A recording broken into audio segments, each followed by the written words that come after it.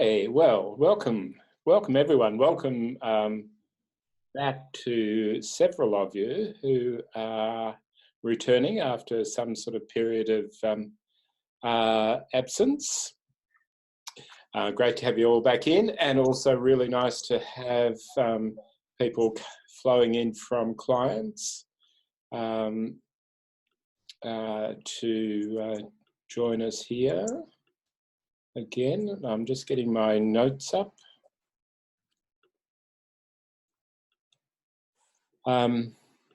So tonight I wanted to do a couple of things. I think it really is a very large group of people, which is fantastic. Biggest one we've had so far. I won't go around and ask you to introduce yourself just yet. If we get time at the end, I think that'd be really useful. But what I'd like to do is just jump into some of the key points around the course, and then we can work out the points of discussion and any sort of issues that you might be coming across. So like I was saying, this is the largest group we've had, and that's really exciting for me, and I'm sure for you, because it's a good chance that this group will have an impact in the just amongst ourselves, but also more broadly in the design community and beyond that. And leadership, of course, is the perfect course to work from for that reason. Given the size of it, I've asked Leah Heiss to come in and work with me to partner up on this so that we don't lose that intimacy, which is a feature of the MDF, as you all know. And Leah will come in next week, and we'll break into sort of a couple of groups and get a sort of nice pattern, I think, of working together, both collectively as this large group and also in smaller groups in various sizes and shapes and sizes. So we'll talk to you about that next week. For those of you who don't know Leah, she's been a very important member of MDF over the last year or so. She's brought in a really interesting collection of research methods and has designed and developed the client's course into something that actually goes out and works with partners and brings the partnership. Sorry, I've just got a message from Kim. Brings the partnerships into play within the course. So we've got cyber security risk has arrived.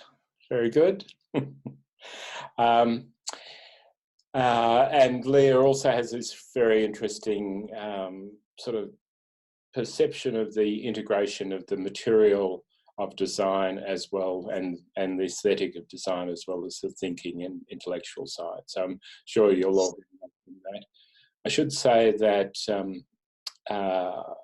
clients project where we're working with the Primary Health Network of Northwest Melbourne was really successful.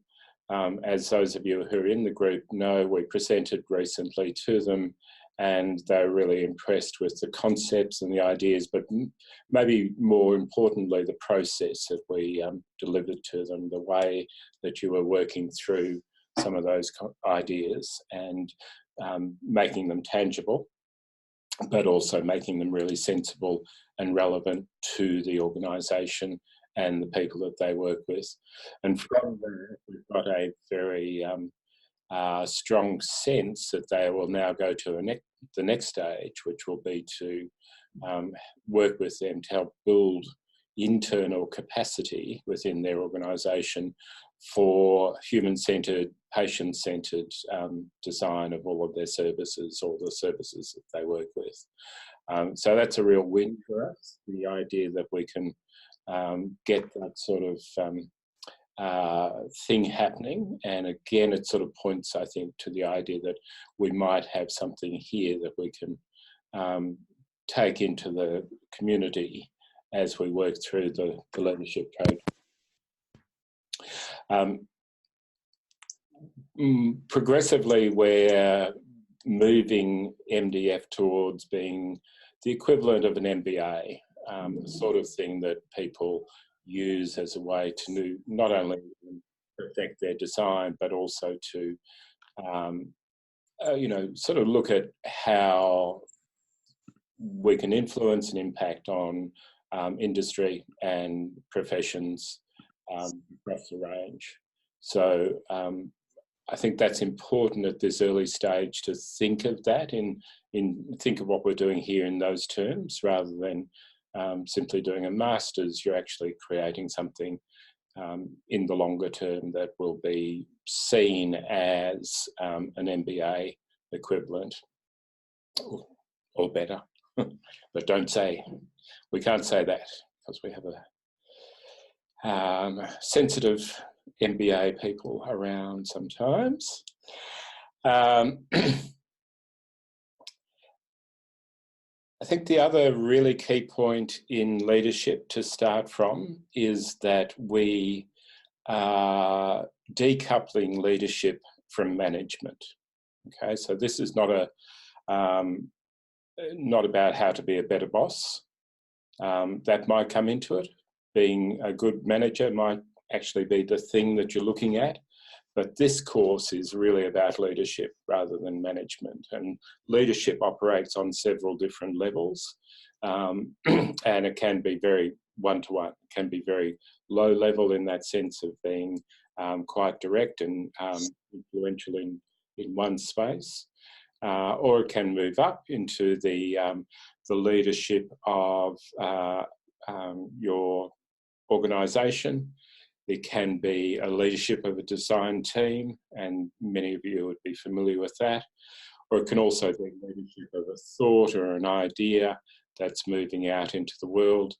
And there's no reason why we can't now also consider it as something that might move into becoming the sort of concept of the public intellectual, the person who goes out and talks beyond the framework of human-centred design, but brings these ideas into the community. So somebody who's critical of things that are going on, but has a framework to work from and presents those things to them, to the world.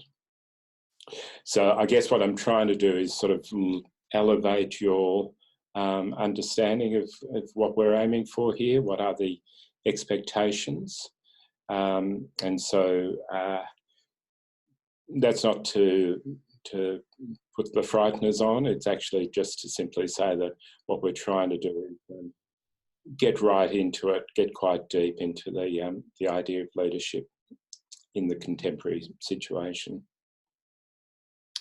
If you can give me 1 minute, I'll just reply to one of our members who's trying to get in.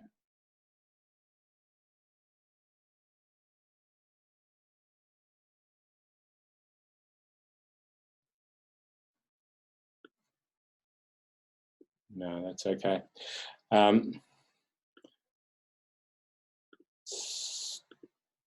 So maybe I'll just at that moment throw to anyone in the group and see if there's a question or two around that higher level.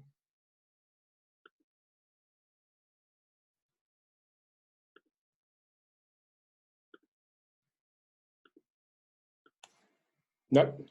Alrighty, I will move on. Just other than to say, Marius, Darren here. Yep. With ABC Kids in the background, but it's really great to hear that. And I think I always think of MBA teaching you how to, you know, the how, and design teaches you the what and the why.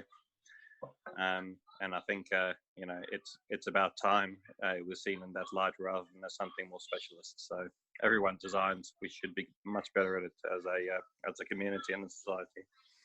Right, yeah, and I think this is the opportunity to do that at any level. You know, it doesn't have to be spectacular, but certainly if we can provide some depth into that space, I think that's going to be valuable. All right, so what we're doing here is breaking leadership down. So we've decoupled it from management. As I say, that can go back into it, but what we're trying to do is look at how leadership operates as a thing. And I'm particularly interested in moving away from the analysis of leadership through the investigation of a leader for a couple of reasons. One is, I think, often those sort of heroic leaders that people put up can really hide a lot of unfortunate aspects of leadership. They can be used as a way to glorify it and to, you know, I think we've all sort of gone through that period where Steve Jobs became the angel of leadership. There's many, many more people there who've done that, who've sort of claimed that mantle and have, you know, they've brought a lot to the world, but they tend to sort of limit it, what we can do ourselves in that position. They put up too high a barrier, too high a benchmark, I think. I think the other thing that is important here is that this is a really unique period of time where we can move away from not only the industrial leader, but from the classic male leadership model and look at where that might take us. And that would be shared with both males and females. But I think, again, some of that heroic leadership model is built on outdated ideas of the male as well as the female. So we're looking at how we might be able to disrupt that and challenge it in some way. So naturally, this is not training. This is about an interrogation of leadership. This is how do we look at leadership now and how do we break it down? So one of the things that I've been working with other courses on, or other leadership courses on, is breaking leadership down into what we call leadership acts, and I put that up in very briefly on the package.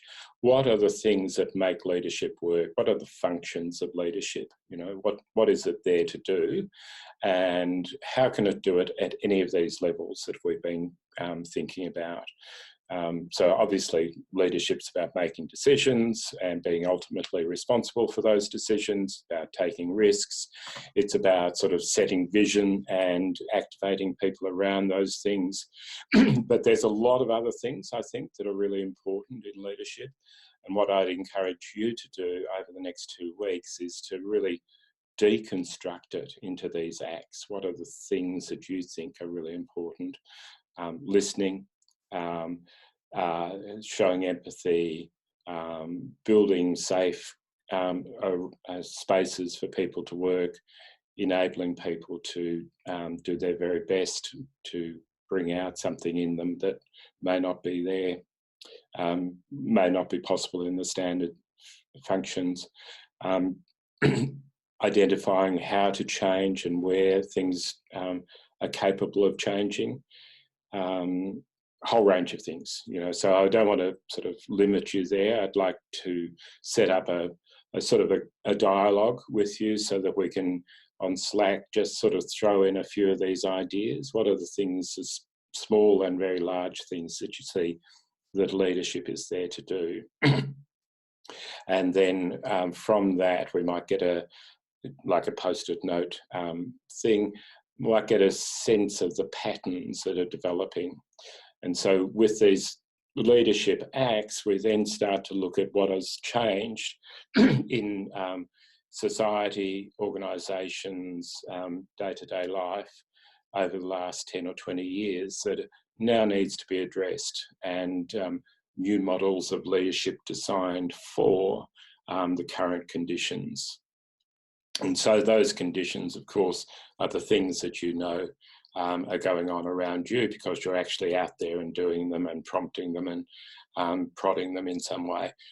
So that might be the, you know, inclusivity and the diversity of organisations, the need to listen to unrepresented communities, the understanding of networks and how networks often come with a sort of a flatter, less hierarchical structure, and how does that impact on leadership.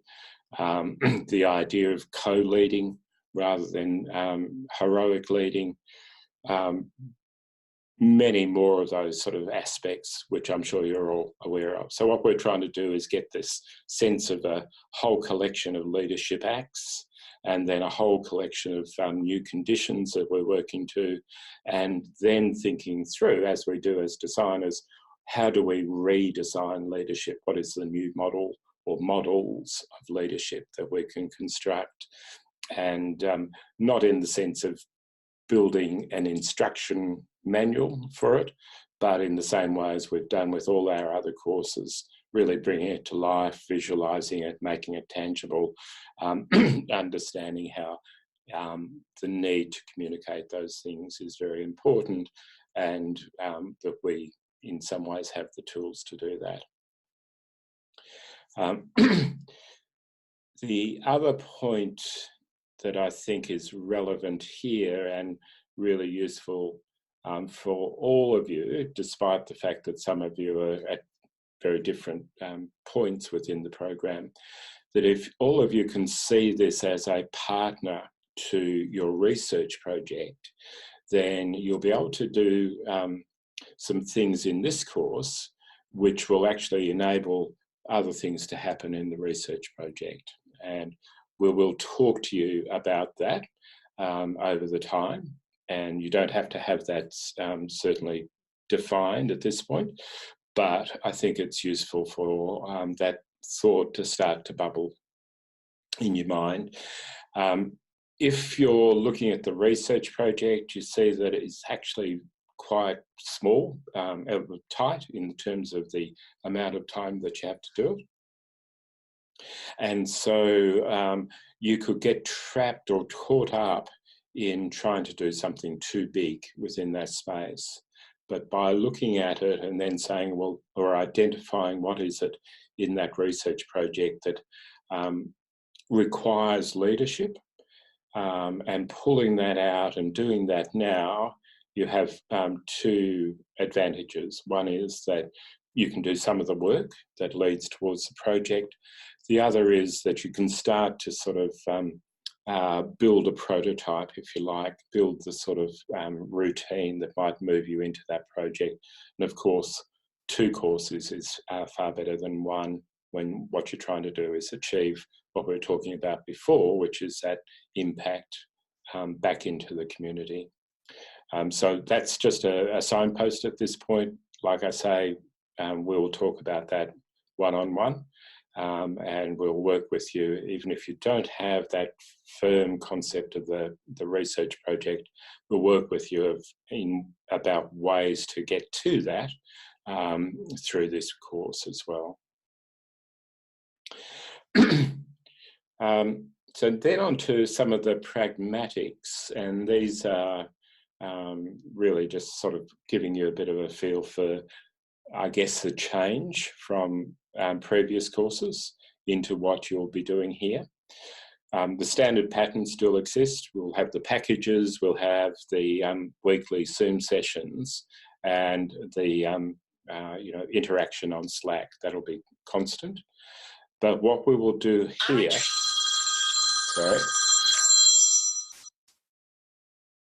what we'll do here is two things. One is that in week 3, I think, to 7 or 8, we'll be running leadership modules, mindful leadership modules with Sherry DeLis, and they will be, they will take the 6:30 Tuesday slot. Yeah. So that's a 6-week module on mindfulness. You will have seen some background information to Sherry on the package, and I'll add some more to that as we go, and some more information about how to prepare for that next week. we bring mindfulness in here to do two things. One is to acknowledge that the complexity of contemporary leadership and the need to have particular ways of being in that space. And mindfulness is one of those ways. It's not the only way, but it's certainly we've seen very useful and brings up the ideas of taking time to think and reflect. But we also bring mindfulness in here as a way to partner with human-centered design to rethink leadership. So there's ways that mindfulness works to help us gain insight. So ideas that will come to mind through this process are very useful for the designer who's working in this space. So I'm hoping you'll all participate in that through that module. So that will be a very quite intense strand or thread through the course, and at that same time, Leah and I will actually sort of work through a parallel meeting with you. So that'll be done on individual and in shoot groups. So that'll be outside of that 6:30 slot, and we'll work through with you to find the best times to do that. So what we're doing is that sort of layering, if you like, of those two experiences. That will become more clear as we go ahead. It's quite straightforward. When Leah and I connect with you, what we'll be talking about is your concept, your final research project possibly, but if not, the research that you're doing into leadership and the things that are driving you into these spaces, and giving you some sort of ideas and movements towards how to do that. So that block of mindful leadership will come within that 6 weeks from week 3. And then finally, we'll work with you on the refinement of your final piece that comes out of this course. And if you've looked at the package, you will see that the same pattern of assessments applies. There's an early assessment, fairly low weighted, but still significant, which talks to you about bringing up a proposition. What is it that's on your mind that you'd really like to dig into in terms of leadership? Where is it located? Is it within your workplace? Is it in communities, or is it outside in the public? And then how would you go about it? You know, that's a setting up assessment. Obviously, we'll talk to you about these in more detail, but this is just the overview. Assessment 2 is taking that and moving it into a written piece. So really digging deeply into the ideas around this, not describing it so much as interrogating it, sort of looking for its context, looking for the way it might impact. What are the challenges that you're putting up to contemporary leadership or to current leadership, and what is your proposition for future leadership in terms of a model? And that's a written piece, and we call this these assessments, you know, sort of dealing with the same issue but in 2 different media modes. So that's the text piece. My point on the package was that we should be looking at getting this written piece to the stage where you'd feel comfortable about making it public, publishing it in a journal or some sort of magazine, trade magazine, moving beyond just simply having ideas into actually putting ideas out into the world. Yeah. We have a perfect opportunity for that, because in 2020 we're hosting the ServDes 2020 conference at RMIT in Melbourne. So what I'd encourage you to do is to think, well, is this something that would be relevant within that conference? What would be your contribution to that conference that you could put into this paper? Short paper, there's a short paper track within the conference, and that gives you an opportunity to think about not only your own ideas and how you construct them, but very importantly, how you turn that into something that you can use to communicate these ideas to a broader community. And then we move into the final piece, which is in the second mode, and you can choose which this is. That could be an audio or a video. And those of you who've had anything to do with media will know that once you move from one mode to another, the conditions change and the pressures on ways to articulate and communicate also change. And this is the purpose of this shift, is to take it out of just the thing that you write into the thing that you actually put forward in verbally or visually, audio-visually. And so that becomes quite an interesting activity, I think. So if you're not good at media, then you need to work out what are the fundamentals that you need to be looking at.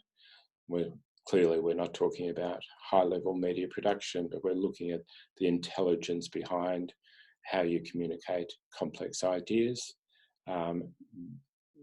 where you might communicate that to, who the audience is, how you define that audience using your conventional design skills or your human-centered design skills, and how you might actually directly communicate with them through this type of media.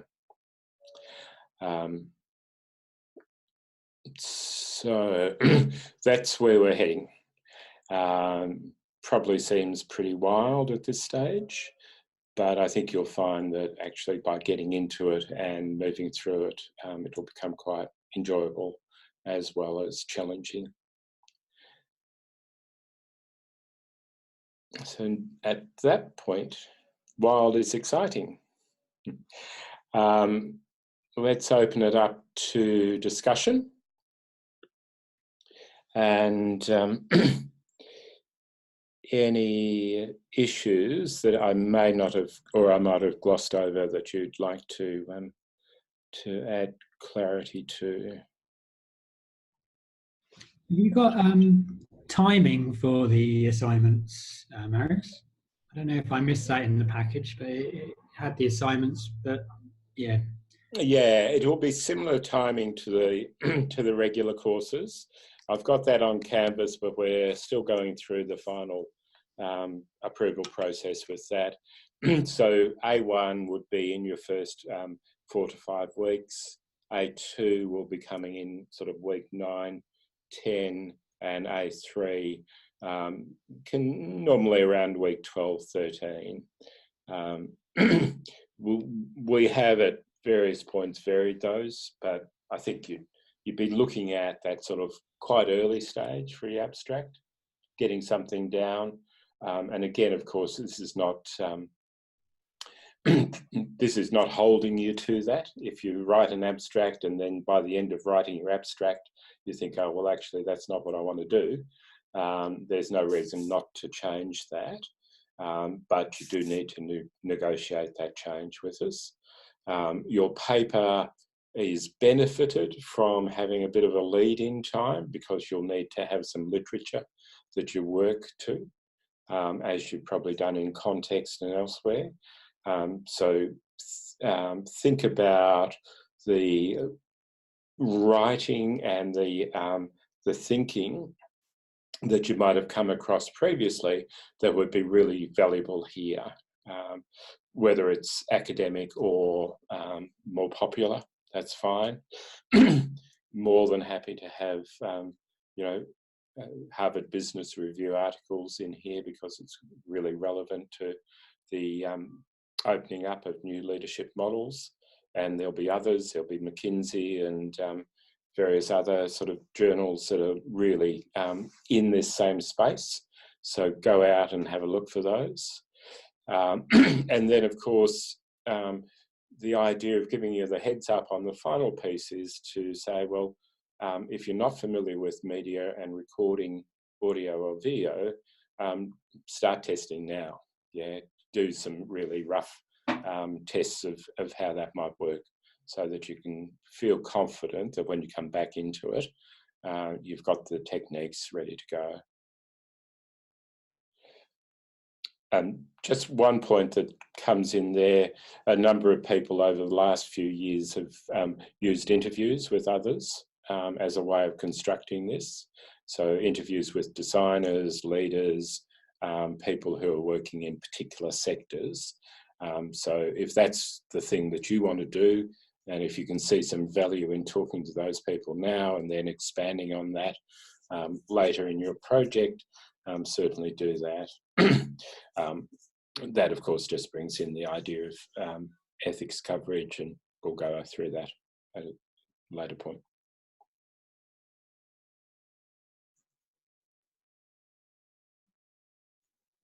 Anyone else?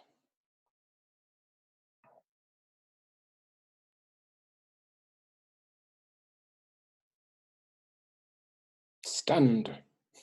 That's how I like. Week one.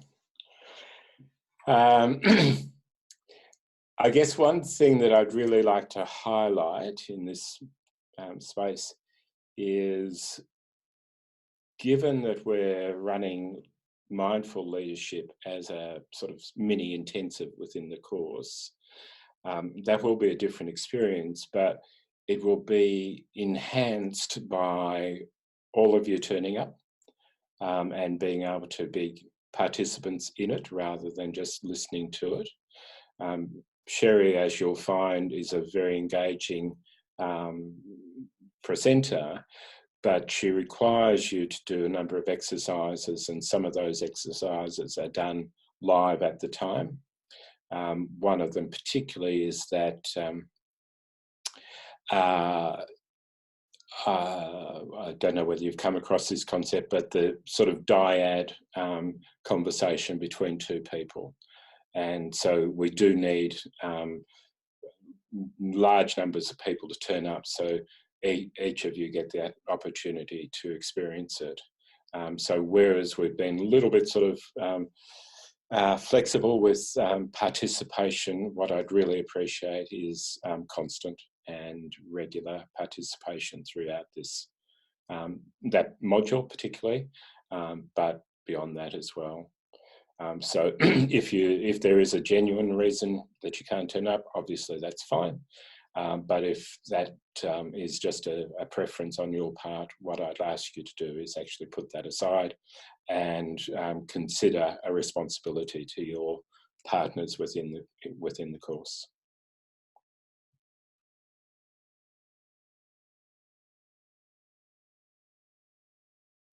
And not even that provokes people to jump up and down.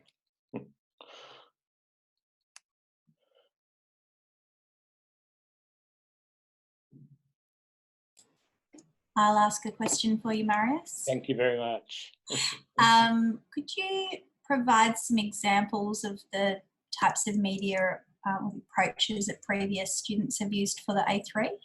Sure.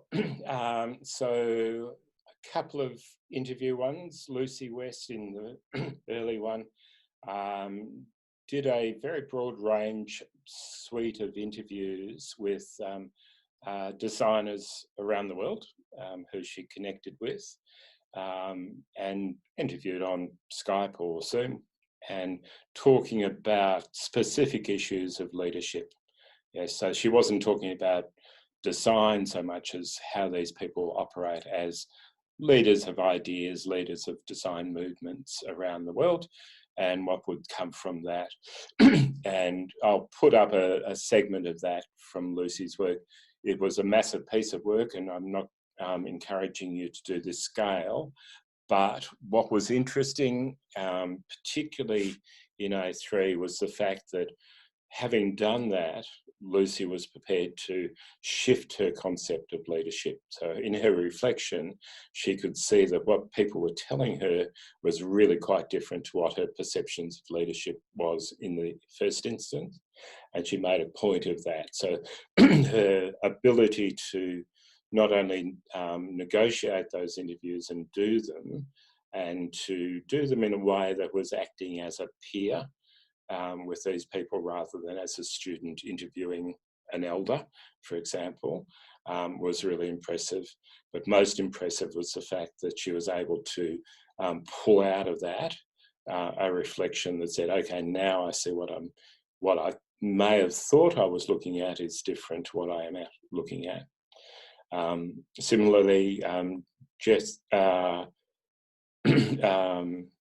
Stephen did a set of interviews with people in his own network who happened to be working at pretty interesting levels of design. And he was looking initially, I think, at the sort of the politics of leadership. I forget how he started in this leadership course, but he was looking at things about leadership which were not just the nice side of it, you know, they weren't just the positive side. It was like, what does this do? How do you work within this space? How do you create ideas and generate those ideas and push them out and engage within the negotiation of those ideas? And also work back with the pushback from those reactions that people might have to those things.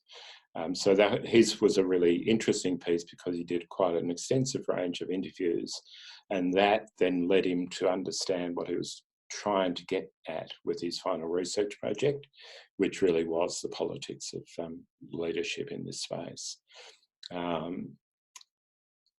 Gary started his initial investigation of what he called vicarious trauma, which we've talked about, Joe, that sort of idea that designers in human-centred design space are moving into areas which they've not been familiar with and not trained to cope with, welfare issues, trauma, things that even though you're not a victim of it yourself, you're experiencing some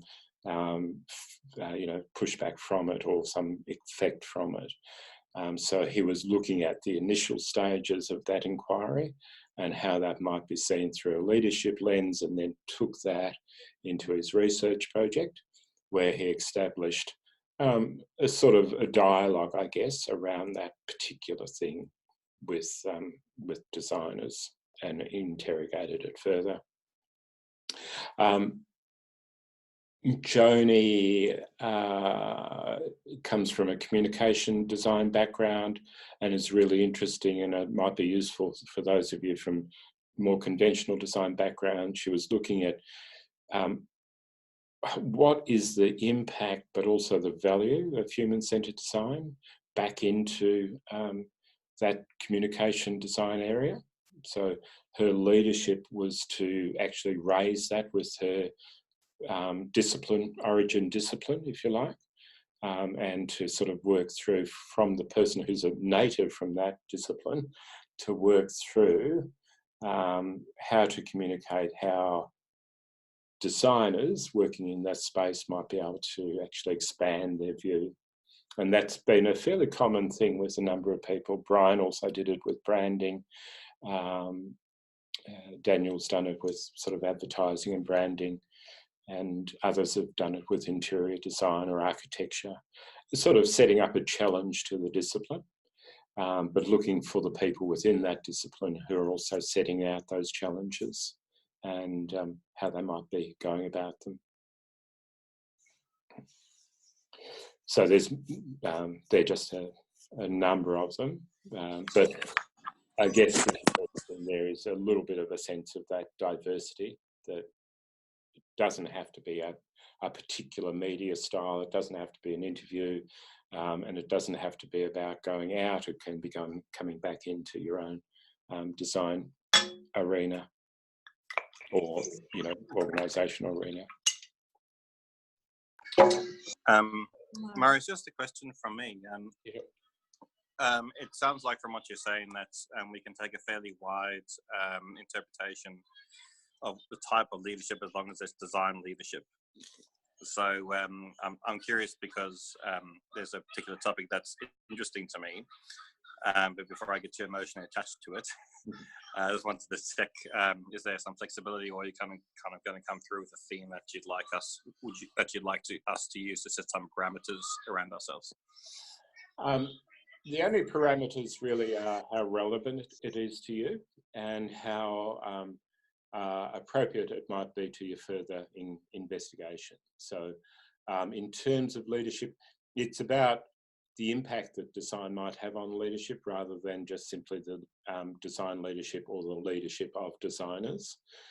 So it can be, you could look at, as others have, how does design impact on community leadership or leadership within a community, for example, a neighbourhood or an area of interest, community of practice of some sort. So I guess that's the purpose of the abstract, is to really sort of hone that down. What is it? Where is it located? What is your argument, and what are you putting forward for it? Thanks, Marius. That's great. Sure. Hi, Marius. Hi. Hi, everyone. Welcome back. Just wondering if there's any examples about how a student has tied the leadership component to the research project. So for Lucy, for example, did she do leadership first and then carry that theme through? And if so, how? Yeah, so that's a really good point. So Lucy did this sort of interview sequence, and from that she was really, I guess she was impressed by the fact that things like ethics kept coming up. And that was the group of people she was talking to. They were considering things that were beyond just the management of these things, this sort of their place in the world. And so her final research project was what are ethics within human-centered design? How do we get to know what is ethical? What is the professional ethics? But also what is the human-centered design ethics, or as well as the academic ethics, or what we use in academia. So that was interesting because that opened up a whole. It was not like just a reproduction of the leadership into the research project. It was extracting something from that and taking it across. So that made her look at. She ran a number of meetups, for example, around ethics through the SCN network, just to find other people's understanding of what that was, what is ethics in design. And she came back with the sort of understanding that there's no one way of having ethics. You can't just have a simple platform for ethics. It's not like a tick the box thing. It's a mindset, and so how do you actually engage with that? So that was one that took a thread and moved it forward. Jethro Sircom, some of you would have come across, also very interesting because he came from a social work background. I think his leadership was around the sort of things that he was doing within his own practice as a social worker from a human-centered design perspective. But eventually what he got to was looking at the relationship between the social worker on the ground, the person who's actually, working in the space, and a design team that might come in. So his research was, how do those two things marry, and where are the obstacles to a really useful interaction between those? And he came up with this quite simple idea of the social work unit requiring a project manager who was able to intersect between those. And another one, I'm pretty sure none of these people find it a problem that I'm talking about them. I'll do two more. One was Lisa Overton, who in her leadership piece looked at the relationship between business and design, because she had more of a business background, but she was working very closely with design teams in the telcos where she worked. And she could see that when the business people came into contact with the design teams, there was something that connected with them. There was an intrigue that they had, and she could see that there was a role almost for what she called the emissary, who was the person who lived both in the design world but also in the business world. And if you understand the idea of the emissary from the feudal times, that person would go and live in a court, you know, in the court of the king or queen, and they'd come from a different country, but they would actually live there. So they weren't simply an ambassador; they were actually embedded in that place. So there was a really nice metaphor for being in those two different worlds. So then Lisa took that into her research project, and as we'll discuss, she was pretty keen to move into a PhD, which she's done since. And so she expanded on that concept, but was looking at now these two different fields, business and design, which are now coming into contact constantly, but still with a lot of misunderstanding. So what is the role? How can you actually communicate between those? Where are the things that you want to merge, but where are the things that you want to keep distinct as well? And then for quite a different view, and coming from maybe a more creative background, Indy Hanley works in a group called Lightwell, which is designs public interfaces.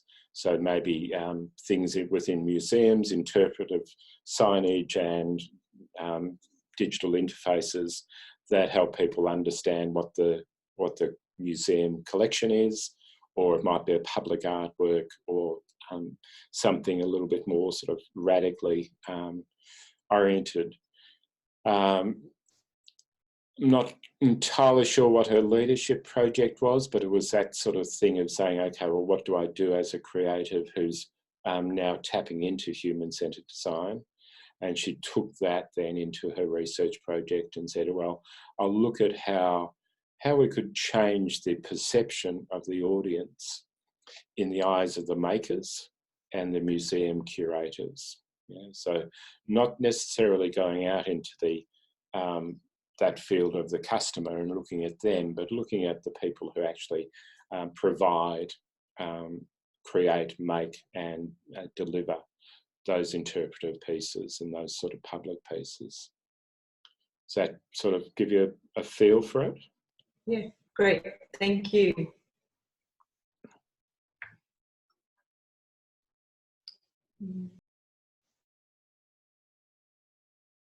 Anything on the logistics, the timing? I had one logistics, Marius. Yep. So if we are keen to do some interviews, would you suggest that when would you suggest we sort of start teeing those up?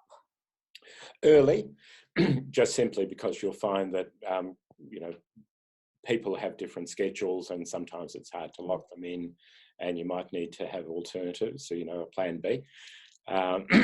So I would start to scope out who and why you'd want to talk to them, and the type of questions you might want to ask them. Yeah, and of course we need to, with all the interviews and any observation, we need to have ethics compliance. Now the course is covered for ethics, for basic ethics, and that's absolutely you know, quite open. So that gives you an opportunity to go out with anyone who is not in a vulnerable community. Talk to anyone in you know, sort of, you can't talk to anyone who's in some sort of distress, basically. without another level of ethics. Anyone who is not in a sort of a power relationship to you, and effectively that means that if you've got somebody who's working under you and you want to ask them how it is to work with you, they might find that a bit risky, because if they come up with a negative response, you might actually have a bias that comes to play. So it doesn't mean that you don't do that, but that's another layer of ethics. But in that, the coverage that we have, it's really about that sort of,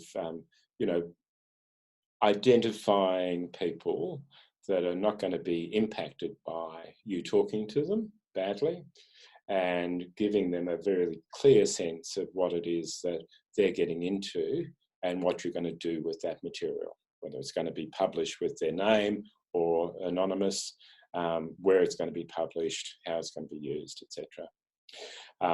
So there are, I raise that largely because it can be seen as an obstacle. Yeah, some people might find that is simply just too difficult for them to sign on for. Therefore, you need to have somebody else who might come in and take that slot. Yeah, so early on, and be ready for it to fall through, and we'll talk through what the implications of that are. Again, as I think you're probably fairly familiar with, when we're doing assessments, we're not looking at whether these things are 100% successful. It's how that you've set them up and what is the intelligence behind that, and then what are your reflections on how it's worked. Yeah, so they're much more important to us than the having a fantastic new podcast series, for example. Yeah, cool. Thanks, Marius.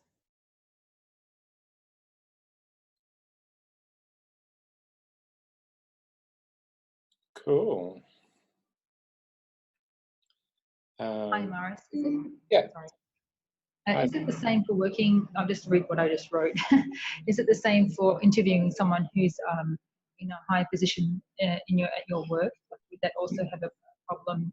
It's not a problem, but it's something to be conscious of. And yes, certainly we've had people who've done that.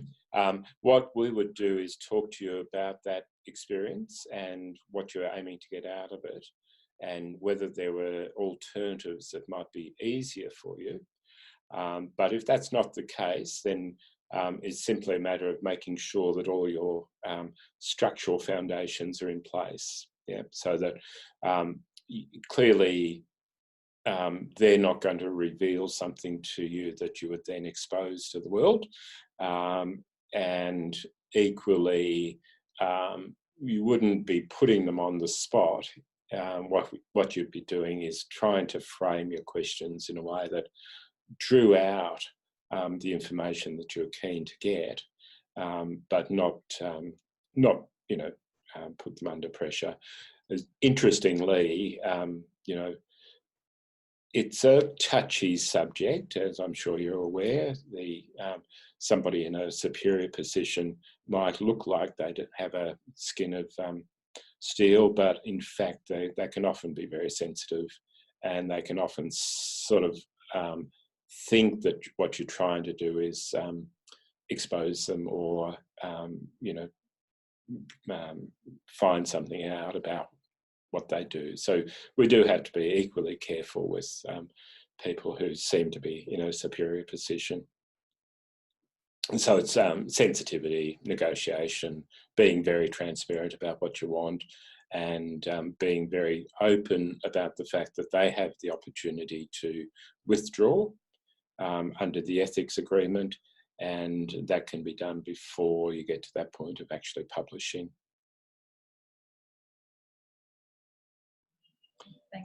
So I guess it is, ethics now becomes a really primary condition. Everything has to have ethics from this point on, because otherwise without it, we can't really assess you, and also we can't allow you to publish without approved ethics.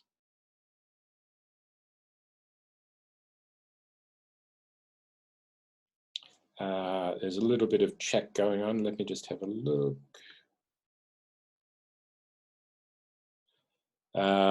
Canvas are still waiting for, but you've got all the information on the package, apart from the dates, around what we're requiring. So don't feel like there's anything that's not being called.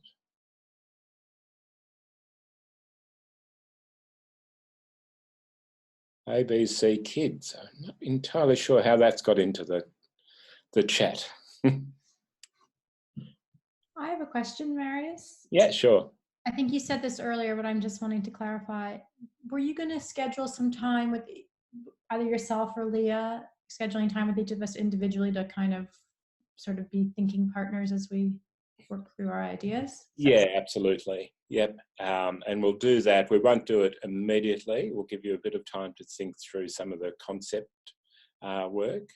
And I guess as a, as a general thing, it's really useful if you come with something in mind and a question or two that relate to it, as we've been doing tonight, so that we can actually come back with something either immediately or later that's of value to you, rather than just having this introductory discovery sort of conversation. But I think most of you are familiar with that.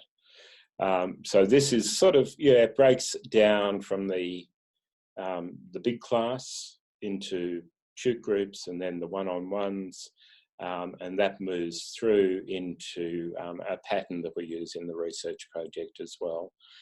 So there's some collective work going on, but there's equally some supervisory in one-on-one work that happens.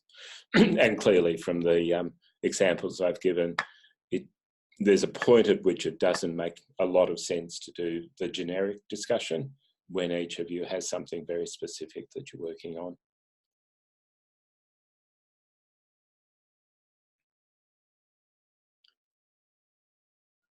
Cool. Okay. Well, I don't think you'll find it hard to sort of move into this space. It's not going to be particularly easy because it is meant to really get you into deep thinking. However, my feeling is that most of you are sort of at that point where you want to be there and are already in most cases. So I don't see that as a problem. What I would ask you to do at this point, I suppose, is to be really, what's the word for it? Sort of self-critical, build a scope that you feel like you can achieve. Don't overbuild it.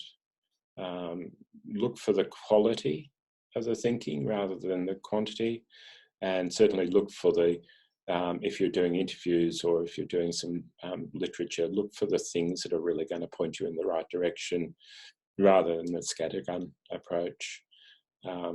And if that means talking to your colleagues or other people that you've come in contact with through the program, that's more than comfortable. So what we're doing is building a sort of a prototype, if you like. So it has all of those opportunities not to get it perfect on the first round, but to put it up and get it into a place where you can actually, we can talk about it and pull it apart and put it back together. Sounds like fun. See you later.